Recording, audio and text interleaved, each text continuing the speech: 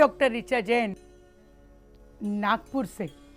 आज आपके बीच में लेके आ रही हूँ भगवान पद्मप्रभ की कथा।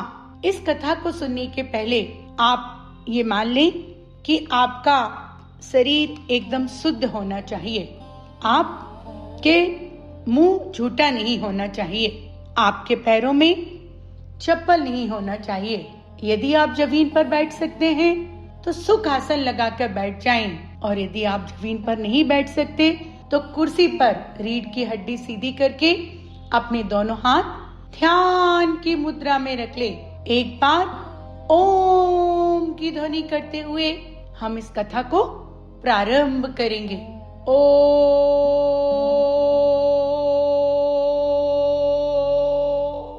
आप ये मान लें, आपके आगे, आपके पीछे, आपके दाएं, आपके बाएं कोई नहीं है, कोई नहीं है। आप इस धरती पर अकेले आए थे और आज भी इस धरती पर अकेले हैं। अब हम भगवान की वंदना करेंगे। पाताल लोक में विराजमान, पृथ्वी लोक में विराजमान, आकाश लोक में विराजमान सभी जिन मंदिर, जिन चैत्यालय, सिद्धों की हम वंदना करते हैं, वंदना करते हैं। समाधि सम्राट आचार्य विद्यासागर महाराज जी, नवाचार्य आचार्य समय सागर महाराज जी, आचार्य पुष्पन सागर महाराज जी, भारत गौरव आचार्य पुलक सागर महाराज जी, समस्त आचार्य संघ के संघों में, आरिका के संघ के चरणों में बंदामी करते हैं। चलिए मैं आज आपको ले चलती हूँ कौसंबी नगरी। यह अपने भरत क्षेत्र की कौसंबी नगरी है, जहाँ महावीर मुनिराज पधारे थे और राजकुमारी चंदनवाला ने उन्हें आहार दान दिया था। कौसंबी नगरी में असंख्य वर्षों पूर्व ईसा कुवंशी धरण महाराजा राज करते थे। उनकी महारानी थी सुषिमा देवी। वे रूप गुण में तो महान थी ही, तदुपरांत एक तीर्थंकर की माता बनने का महान सौभाग्य उन्हें प्राप्त हुआ। भगवान पद्मप्रभ का जीव अहमेंद्र पराय छोड़कर माँ कृष्ण सृष्टि के दिन उनके उदर में अवतरित हुआ। रत्न कुचीधारी माता ने उनके गर्भ मन सूचक 16 मंगल सपने देखे। एक साथ ऐसे 16 मंगल सपने माँ तीर्थंकर की माता ही देखती है। भगवान पद्मप्रभ के पूर्व भव घात की खंड के पूर्व विधे में सीता नदी के दक्षिण किनारे बस्त देश सुंदर सुसीमा नगरी है। वहाँ सदा तीर्थंकर प्रभु विचरते हैं और वह अनेक तीर्थंकर को उत्पन्न करने वाली है। अपने चारित्र नायक भगवान पद्मप्रभ तीर्थंकर भी पूर्व भव में उस सुसीमा नगरी के महाराजा थे। उनका नाम था अपराजित। वे वास्तव में अपराजित थे, क्योंकि ना तो उन्हें ब्रह्मा में किसी शत्रु द्वारा पराजित होते थे और ना ही अंतर में मोह द्वारा पराजित होते थे। महान आत्मा पराक्रम द्वारा मोह शत्रु पर भी विजय प्राप्त कर रहे थे। वे राजा इतने सदाचारी एवं सत्यनिष्ठ थे कि उनके प्रताप से वर्षा भी कृषि की इच्छा अनुसार होती थी। इच्छित मेह बरसने से कभी अकाल नहीं पड़ता था। ज्ञान चेतनावंत वे महाराजा अपराजित सदा विचरते थे कि इंद्रियों सुख तो शरीर द्वारा भोगे जाते हैं और क्षण भंगुर हैं। शरीर के वियोग से इंद्र विषयों का भी वियोग हो जाता है। ऐसे इंद्र विषयों के भरोसे क्यों रहना। इस प्रकार उनका चित्त विषयों से सदा विरक्त और अतीन्द्र आत्म साधना में तत्पर रहता था। महाराजा अपराजित एक बार विशेष वैराग्य चिंतन करते थे। ठीक उसी समय उनकी नगरी में हिता सर्वजनराज का आगमन हुआ, जिन्होंने आश्रवों को सर्वथा फैल डाला। ऐसे उन जिनेंद्र भगवान के चरण कमल में जाकर अपराजित महाराजा ने सकल संसार का संग छोड़ा और मुनि दीक्षा अंगीकार की। मुनि होकर वे रत्नातय सहित तीव्र आत्म साधना करने लगे। उन्हें द्वार सांग ज्ञान प्रकट हुआ। इतना ही नहीं, दर्शन विशुद्धि आदि भावना द्वारा तीर्थंकर प्रगति का बंध भी हुआ। निश्चित हो गया कि अब एक भव के पश्चात वे तीर्थंकर होंगे और मोक्ष प्राप्त करेंगे। मुनिराज अपराजित चतुर्भिंग आराधना पूर्वक संलेखना धारण करके उत्तम ग्रविक के प्रतिकार विमान में अहमेंद्र रूप में अवतरित हुए। ऐसे दिव्य लोक में जब उनकी आयु 6 माह शेष रही गई और मध्य लोक में तीर्थंकर रूप में अवतार लेने की तैयारी हुई, तब जहां वे अवतरित होने वाले थे उस नगरी में रत्नों की वर्षा होने लगी। कौन थी वह धन्य नगरी? चलो उसे देखने चलें। भगवान पद्म प्रभु का जन्म कल्याणक। कार्तिक की शुक्ला त्रयोदशी के शुभ दिन माता सुशीमा देवी ने जगतपूज तीर्थंकर को पुत्र रूप में जन्म दिया और स्वयं जगतपूज माता बनी। इंद्राणी ने ठाट बाट से आकर प्रभु के जन्म कल्याणक का महान उत्सव किया। उनके सन्मुख आनंद पूर्वक नृत्य किया और साथ ही भगवान के माता पिता का भी सम्मान किया तथा बाल तीर्थंकरों को पद्म प्रभ नाम से संबोधन करके स्तुति की। 5वें तीर्थंकर सुमतिनाथ के मोक्ष गमन के 90,000 करोड़ सागर रूपन के अंतर में 6वें तीर्थंकर पद्म प्रभु हुए। यह अंतर हर जगह दोनों तीर्थंकर के मोक्ष गमन के बीच का समझना। उनकी आयु 30 लाख पूर्व की थी। उनकी चरण चिन्ह कमल था। पुत्र जन्म तो कौसंबी राजमहल में हुआ, परंतु उसका हर्ष तीनों लोक में छा गया। बाल तीर्थंकर की सेवा में रही दिक कुमारियां देवियां प्रभु के साथ चर्चा विनोद भी करती थी और बाल प्रभु के मधुर वचनों में निकलते तत्व ज्ञान द्वारा आत्मज्ञान भी प्राप्त कर लेती थी। माता सुशीमा तो बालक पद्म कुमार की चेष्टा देख देख कर अनुपम तृप्ति का अनुभव करती थी।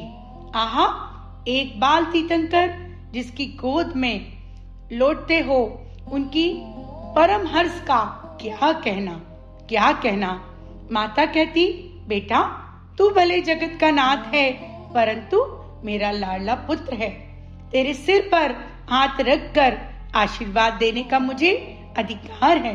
बेटा तू छोटा है, परंतु तेरी चेष्टाएं से भरी हुई महागंभीर हैं। देविया कहती थी, अहो माता, आप तो मोक्षगामी तीर्थंकर की माता हो, आप भी अवश्य मोक्षगामी होगी। इस प्रकार बालक पद्म प्रभ सबको आनंदित करते हुए वृद्धिगत हो गए। कुमार पद्म प्रभ ने युवावस्था में प्रवेश किया। उनका रूप कामदेव से भी सुंदर था, इसलिए कामदेव अपना शरीर छोड़कर उनके शरीर में आकर रहने लगा था। संसार में तो सामान्यतः स्त्री पुरुष का रूप देखना चाहती है और पुरुष स्त्री का रूप देखने की इच्छा रखता है, परंतु कुमार पद्म प्रभ का रूप ऐसा अद्भुत मनोहर था कि स्त्री पुरुष सब उसे देखने की इच्छा रखते थे। उसे देखकर तृप्ति का अनुभव करते थे। जिन्हें संसार में कहीं संतोष न मिला हो, ऐसे जीव भी बाल तीर्थंकर के दर्शन से परम संतोष का अनुभव करते थे। संसार के समस्त पुण्य उन प्रभु को प्राप्त थे।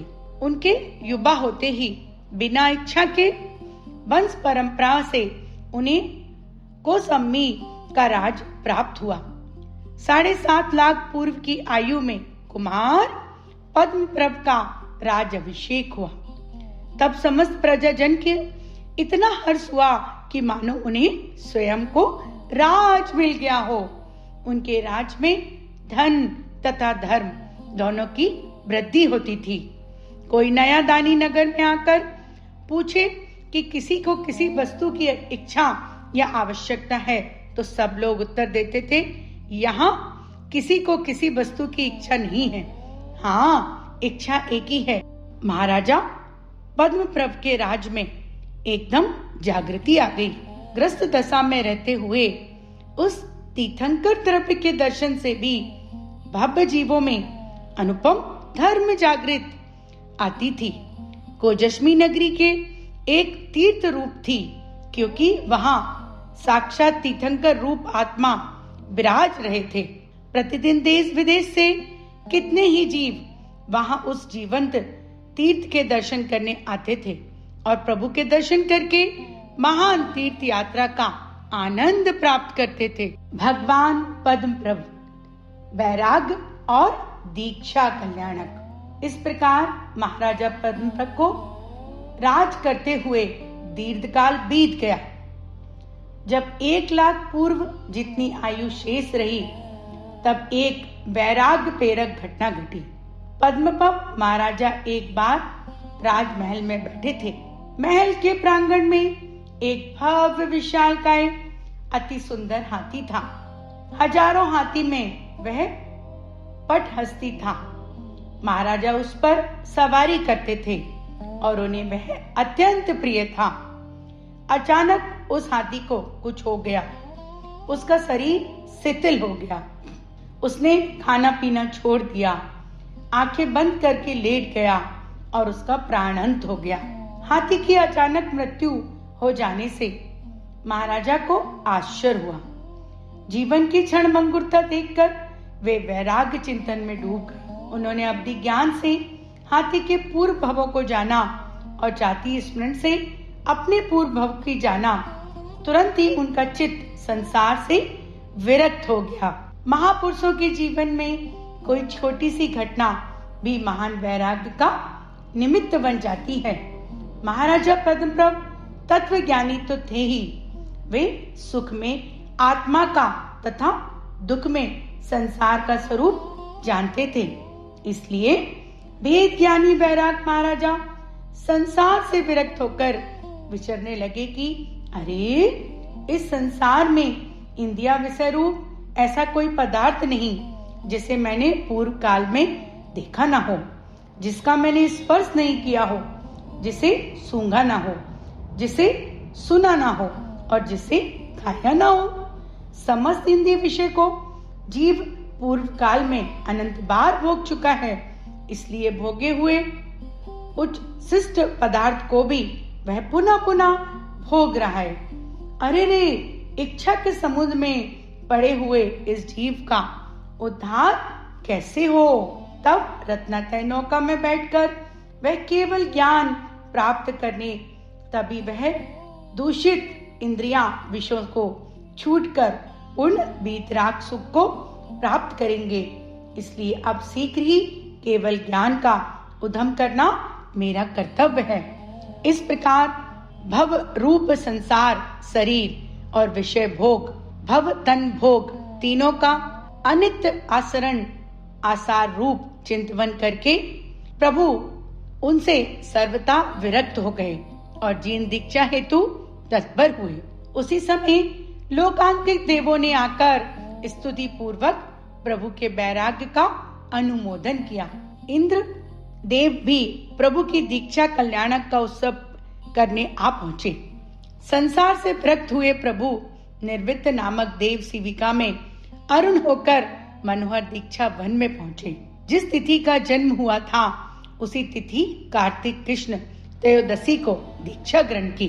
दीक्षा लेकर प्रभु आत्म ध्यान में लीन हो गए।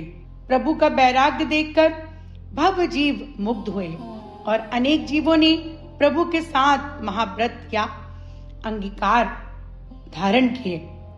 भगवान पद्म प्रभु तप कल्याणक और केवल ज्ञान, ऐसे ही उग्र आत्म सात्मा सहित वे मुनि दशा में छद पमस्त रूप में मात्र 6 मास तक रहे। 6 महीने के पश्चात छपक श्रेणी द्वारा चारों घाती कर्मों का सर्वथा क्षय करके चित सुख पूर्णिमा के दिन पूर्ण ज्ञान प्रकट करके प्रभु सर्वज्ञ परमात्मा हुए, अरहंत हुए, तीर्थंकर हुए। इंद्रों ने प्रभु के केवल ज्ञान की पूजा की। प्रभु के सम्मासरण के चावर सेन आदि 110 गढ़धर थे। एक साथ 12,000 सर्वक परमात्माओं का मंगल मेला वहां लगा था। लाखों मुनियारिका तथा लाखों श्रावक श्राविकाएं वहां मोक्ष की साधना कर रहे थे।